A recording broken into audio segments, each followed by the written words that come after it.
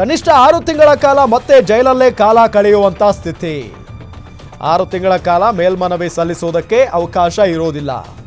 ಜಾಮೀನು ರದ್ದಾದ ಬೆನ್ನಲ್ಲೇ ದರ್ಶನ್ಗೆ ನೋಟಿಸ್ ಜಾರಿ ಮಾಡಲಾಗುತ್ತೆ. ಕೂಡಲೇ ವಿಚಾರಣಾಧೀನ ಕೋರ್ಟ್ಗೆ ಹಾಜರಾಗಬೇಕು ಅಂತ ಸೂಚನೆ ಹೋಗುತ್ತೆ. ನಂತರ ದರ್ಶನ್ರನ್ನ ಪೊಲೀಸರು ವಶಕ್ಕೆ ಪಡೆದು ಜೈಲಿಗೆ ಕಳಿಸ್ತಾರೆ. ಪರಪ್ಪನ ಅಗ್ರಹಾರ ಅಥವಾ ಬಳ್ಳಾರಿ ಜೈಲಿಗೆ ಕಳಿಸುವಂತ ಸಾಧ್ಯತೆ ಇದೆ. ಹೈಕೋರ್ಟ್ ಜಾಮೀನು ರದ್ದಾದ್ರೆ ದರ್ಶನ್ಗೆ ಮತ್ತೆ ಜೈಲು ಫಿಕ್ಸ್. ಕನಿಷ್ಠ 6 ತಿಂಗಳ ಕಾಲ ಮತ್ತೆ ಜೈಲಲ್ಲೇ ಕಾಲ ಕಳೆಯುವಂತ ಸ್ಥಿತಿ ಇದೆ. 6 ತಿಂಗಳ ಕಾಲ ಮೇಲ್ಮನವಿ ಸಲ್ಲಿಸೋದಕ್ಕೆ ಅವಕಾಶ ಇರೋದಿಲ್ಲ. 6 ತಿಂಗಳು ನೋಡಿ, 6 ತಿಂಗಳುಗಳ ಕಾಲ ಮೇಲ್ಮನವಿ ಸಲ್ಲಿಸುವುದಕ್ಕೆ ಅವಕಾಶ ಇರೋದಿಲ್ಲ. ದರ್ಶನ್ ಅವರಿಗೆ 6 ತಿಂಗಳುಗಳ ಕಾಲ ಜೈಲಲ್ಲೇ ಇರಬೇಕಾದಂತ ಪರಿಸ್ಥಿತಿ. ಜಾಮೀನು ರದ್ದಾದ ಮರುಕ್ಷಣನೇ ದರ್ಶನ್ ಅವರಿಗೆ ಸೂಚನೆ ಹೋಗುತ್ತೆ, ಒಂದು ನೋಟಿಸ್ ಹೋಗುತ್ತೆ. ಪೊಲೀಸ್ನವರು ಹೋಗಿ ಅವರನ್ನ ಕರ್ಕೊಂಡು ಬರ್ತಾರೆ. ಅದಾದ ನಂತರ ಬೆಂಗಳೂರಿನ ಪರಪ್ಪನ ಅಗ್ರಹಾರ ಜೈಲಿನಲ್ಲಿ ಇರ್ತಾರೋ, ಅಂದರೆ ಯಾವ ರೀತಿಯಾದಂಥ ತೀರ್ಮಾನ ಆಗುತ್ತೆ ಅದು ಪೊಲೀಸ್ನವ್ರಿಗೆ ಬಿಟ್ಟಿದ್ದು.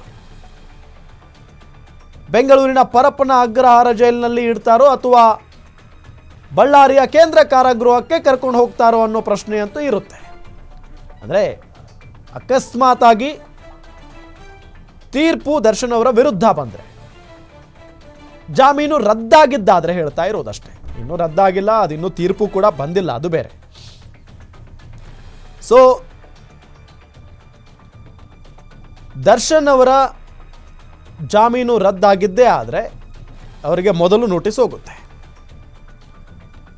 ಅದಾದ ನಂತರ ಅವರನ್ನು ಪೊಲೀಸ್ನವ್ರು ಕರ್ಕೊಂಡು ಬಂದು ಬಳ್ಳಾರಿನ ಅಥವಾ ಬೆಂಗಳೂರು ಜೈಲ, ಸೊ 2ರಲ್ಲಿ ಒಂದು ಕಡೆ ಇಡ್ತಾರೆ. ಆದರೆ ಬೆಂಗಳೂರು ಆಲ್ಮೋಸ್ಟ್ ಡೌಟು. ಯಾಕೆ ಅಂತ ಹೇಳಿದರೆ ಬೆಂಗಳೂರಲ್ಲಿ ಪರಪ್ಪನ ಅಗ್ರಹಾರ ಜೈಲಿನಲ್ಲಿ ನಿಮಗೆಲ್ಲ ಗೊತ್ತೇ ಇದೆ ಏನಾಯಿತು ದರ್ಶನ್ ಅವರಿದ್ದಂಥ ಸಂದರ್ಭದಲ್ಲಿ.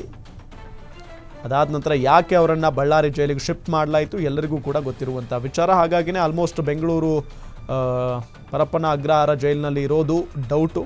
ಸೊ ಬಳ್ಳಾರಿಗೆ ಶಿಫ್ಟ್ ಮಾಡುವಂಥ ಸಾಧ್ಯತೆಯೂ ಕೂಡ ಇರುತ್ತೆ, ಅಕಸ್ಮಾತ್ ಆಗಿ ದರ್ಶನ್ ಅವರ ವಿರುದ್ಧ ತೀರ್ಪು ಬಂದಿದ್ದಾದರೆ.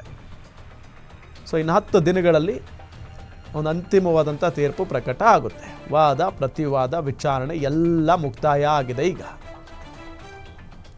ಇನ್ನು ಕೆಲವು ಆರೋಪಿಗಳ ಒಂದು ವಾದವನ್ನು ಪತ್ರದ ಮುಖೇನ ಉಲ್ಲೇಖ ಮಾಡಿ ಅಂತ ಹೇಳಿ ತಿಳಿಸಿ ಹೋಗಿದ್ದಾರೆ ನ್ಯಾಯಮೂರ್ತಿಗಳು. ಸೊ ಅದೆಲ್ಲವನ್ನ ಪರಿಶೀಲನೆಯನ್ನು ಮಾಡಿದ ನಂತರ ಒಂದು ಅಂತಿಮವಾದಂಥ ತೀರ್ಪು ಇನ್ನು ಒಂದು 10 ದಿನಗಳಲ್ಲಿ ಹೊರಗಡೆ ಬರುತ್ತೆ. ಸೊ ಆದರೆ 6 ತಿಂಗಳು ದರ್ಶನ್ ಅವರ ವಿರುದ್ಧ ತೀರ್ಪು ಬಂದುಬಿಟ್ರೆ, ಜಾಮೀನು ರದ್ದಾಗಿಬಿಟ್ರೆ 6 ತಿಂಗಳು ಜೈಲಲ್ಲಿರಬೇಕಾದಂಥ ಪರಿಸ್ಥಿತಿ ದರ್ಶನ್ ಅವರು. ಅದಾದ ನಂತರ ಅವರಿಗೆ ಮೇಲ್ಮನವಿ ಸಲ್ಲಿಸೋದಕ್ಕೂ ಕೂಡ ಅವಕಾಶ ಇರಲ್ಲ 6 ತಿಂಗಳುಗಳ ಕಾಲ. ಸೊ ಅವರು ಖಂಡಿತವಾಗಿಯೂ 6 ತಿಂಗಳು ಇರಲೇಬೇಕು.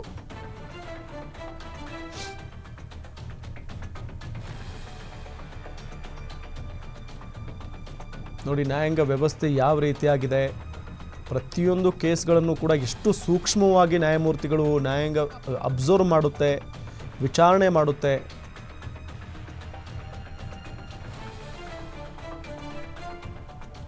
ನೂರು ಅಪರಾಧಿಗಳಿಗೆ ಶಿಕ್ಷೆ ಆಗದೇ ಇದ್ರೂ ಪರವಾಗಿಲ್ಲ, ಒಬ್ಬ ನಿರಪರಾಧಿಗೆ ಶಿಕ್ಷೆ ಆಗಬಾರ್ದು ಅನ್ನೋ ಮಾತಿದೆಯಲ್ಲ, ಆ ನಿಟ್ಟಿನಲ್ಲಿ ಬಹಳ ಚಾಕಚಕ್ಯತೆಯಿಂದ ಸೂಕ್ಷ್ಮತೆಯಿಂದ ವಿಚಾರಣೆ ಮಾಡಲಾಗುತ್ತೆ ಪ್ರತಿಯೊಂದು ಪ್ರಕರಣಗಳನ್ನು.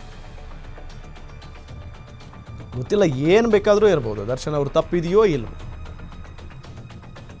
ಕೂಲಂಕುಷವಾದಂಥ ಒಂದು ವಿಚಾರಣೆ ನಡೀತಾ ಇದೆ ಕೂಡ, ತನಿಖೆ ಆಗಿದೆ. ಸೊ ಇನ್ನು 10 ದಿನಗಳಲ್ಲಿ ದರ್ಶನ್ ಅವರ ಬೇಲ್ ಭವಿಷ್ಯ ತೀರ್ಮಾನ ಆಗುತ್ತೆ.